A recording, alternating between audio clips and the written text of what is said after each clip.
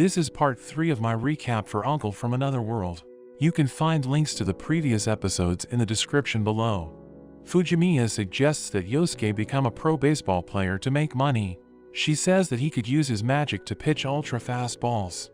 However, Yosuke claims that in his youth, he was looked down upon by the baseball team in his class, but he still respected them as they earnestly practiced daily. So for him, to cheat using magic would be against his morals. Yosuke goes on to talk about how dangerous the terms in baseball sound, like dead ball and stealing bases. It reminds him of a time he was almost assassinated. He then shows the memory in question, where he tirelessly wanders through a forest after completing a dungeon.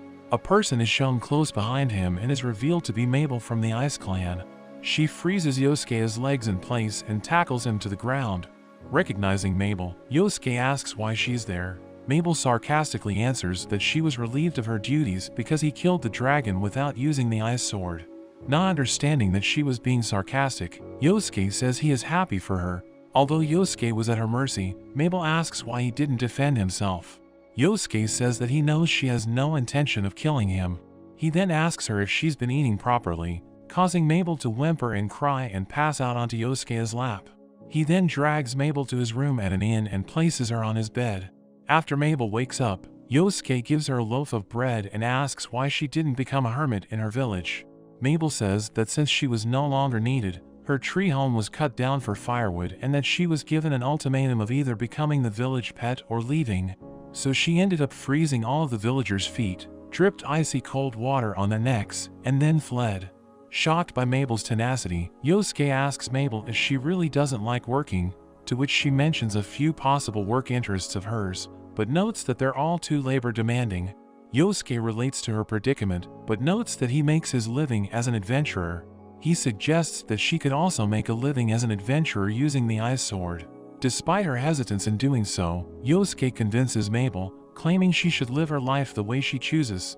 Elated by the suggestion, Mabel claims she'd still need to break the seal on the sword, which is linked to her heart, but believes that becoming an adventurer would fix her gloomy personality. However, Yosuke claims there's nothing wrong with being an introvert. The ice sword starts to crack and Yosuke continues to compliment her, causing her to blush and the sword to crack even further. Yosuke then points out the ring he gave Mabel when she was asleep, saying that it is enough to provide for the rest of her life. Mabel misunderstands his intentions and her sword completely melts. She tries to turn him down, but Yosuke insists.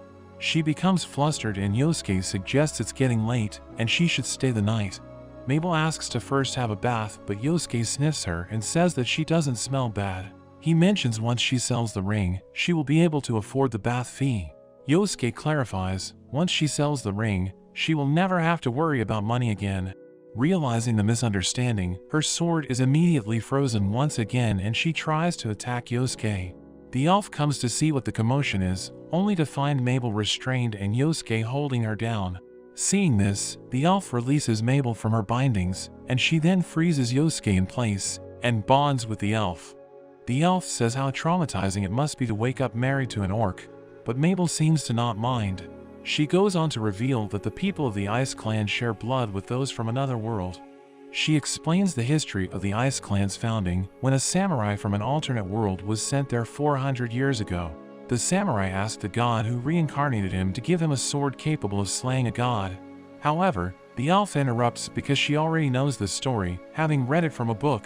Mabel is devastated the elf ruined her story and begins to cry.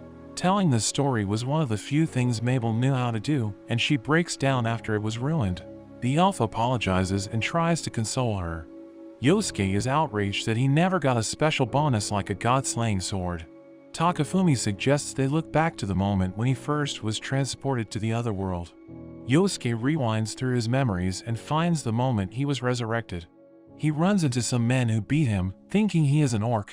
Fujimiya hears a voice interpreted as God, and Takafumi uses his translation app to translate what God was saying. It says that it would grant him an ability of his choice, and Yosuke, at that time, wanted to be able to understand and communicate with the people of that world, thinking that if he could communicate, they wouldn't treat him like a monster. However, he is instead captured and sold to a freak show as a rare talking orc. He was sold for 3 bronze coins, which turns out to be nothing, as some other trash they had sells for 120 bronze. This revelation shocks both Takafumi and Fujimiya about how dirt cheap he was. Watching this memory, Yosuke and Takafumi both get nosebleeds.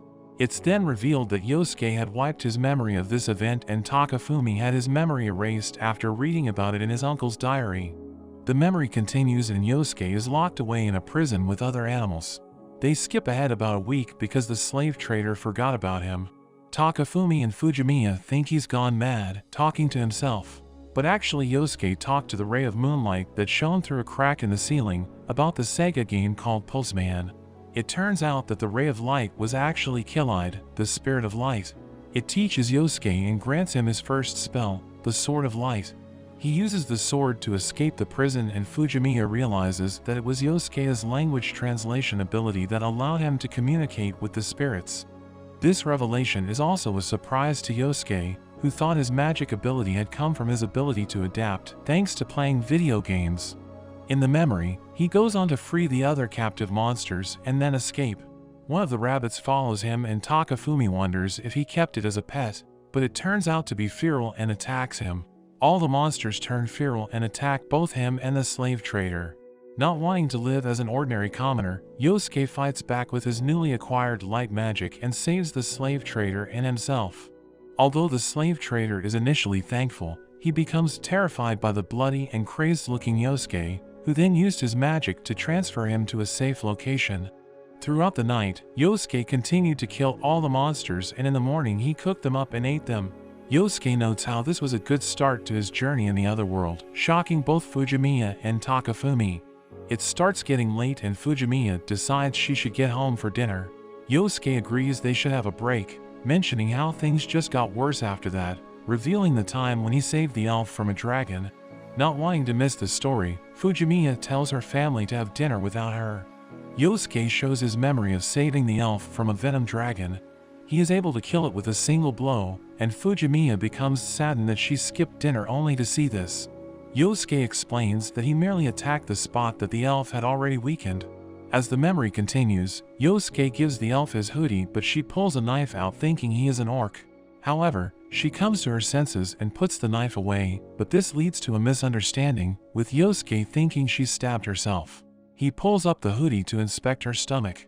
She calls him a pervert and berates him, marking the start of their troubled relationship. Takafumi and Fujimiya are left speechless and Yosuke mentions how the elf was always troubling him after that, like when he was frozen. Speaking of which, Fujimiya asks what happened after he was frozen. Yosuke shows his memory as he lies in bed, suffering from the aftermath of being frozen.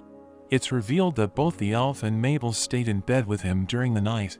Yosuke and the elf have a moment together, but it's ruined by Mabel, who cries for her mother in her sleep, but it's just about not wanting to work and the elf wakes her up with a karate chop. A flustered Mabel tries to explain her sleep talk concerning not wanting to work.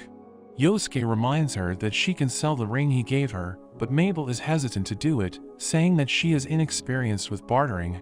The elf enthusiastically offers to help her sell it, but Mabel decides to hold onto it. Yosuke suggests that the elf can take care of Mabel, and Mabel believes it would mean becoming the elf's pet. Afterward, they all eat breakfast together, and Mabel formally introduces herself to the elf and Yosuke. The elf doesn't share her name and simply refers to herself as Elf and reveals her mission to collect ancient relics. Yosuke introduces himself as Wolfganblood, shocking Takafumi and Fujimiya with his fake name. He tells them that he is from another country trying to make his way back to his home. Takafumi asks his uncle why he gave them a fake name, and his uncle tells him he didn't want to give his name out to strangers. After that, the elf announced that she'd be heading back to Ikoza, the town she sold her ring at. Yosuke asks her why, but it's clear to Takafumi and Fujimiya that she wants to buy her ring back, feeling threatened by Mabel. Mabel then asks what Yosuke will be doing, and he claims he'll try and checking out a nearby dungeon that a hero was trying to clear. Mabel offers to help him, however, she needs to take a nap first and Yosuke heads off on his own. Yosuke notices how late it's getting and calls it for the day. A starving Fujimiya wishes she had gone home for dinner, so Yosuke treats her and Takafumi to some ramen. But that's where this video ends. Don't forget to like and subscribe. Thanks for watching and I'll see you next time.